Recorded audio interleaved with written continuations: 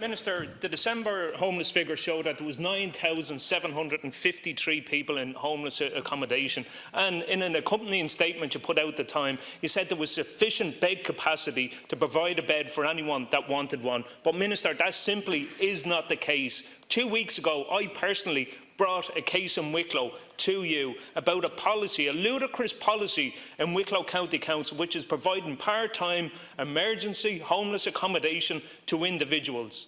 I brought a case, a young woman with 3 children who was pregnant, who had been in a B&B, being provided 7 nights accommodation by the council. The council cut that down to 4 nights a week. And that is a policy not in isolation. This is a policy of Wicklow County Council where we see families having to share accommodation, one family 4 nights in, 3 nights out.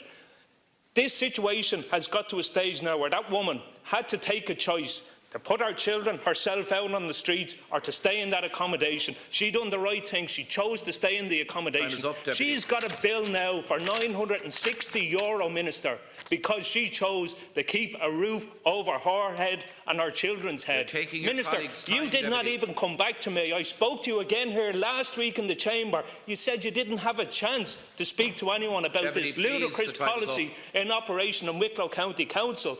Minister, do you stand over the statement that you made that there is a bed for anyone that wants one in emergency accommodation? Because that is not the case. And Minister, do you stand over this appalling, ludicrous policy in operation in Wicklow County Council? And if you don't, what are you going to do about it, Minister?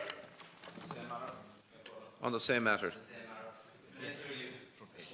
The Government has repeatedly reaffirmed its belief that rebuilding Ireland is working. I entirely disagree. I think the example given by Deputy Brady outlines that.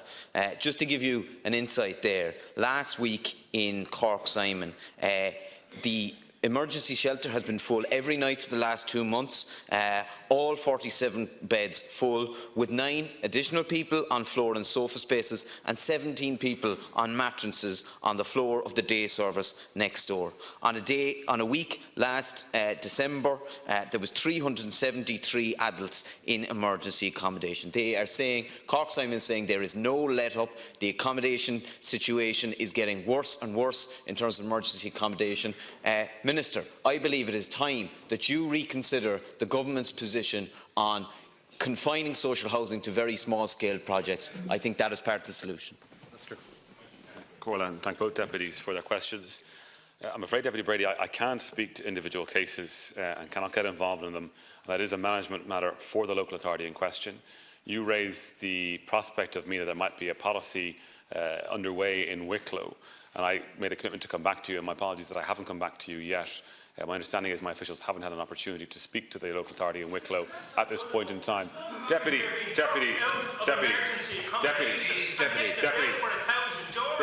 I don't have... Deputy, I don't have the full facts of that matter to hand, so I can't speak to it. What I will tell you is that, of course, we all know that there's a crisis in homelessness in this country at the moment. That is why this year we will spend more money on housing than any Irish government has ever in a year. That's why we are continuing to build thousands and thousands of social housing homes. Your colleague said that Rebuilding Ireland is failing. Since the year before Rebuilding Ireland, we've increased the number of built social housing homes by 8 times. The Deputy doesn't like my answer because it contradicts his colleague's position. The Deputy doesn't like my answer because they have no plan when it comes to housing. Thank you, Minister. That is why we have Rebuilding Ireland. Thank you.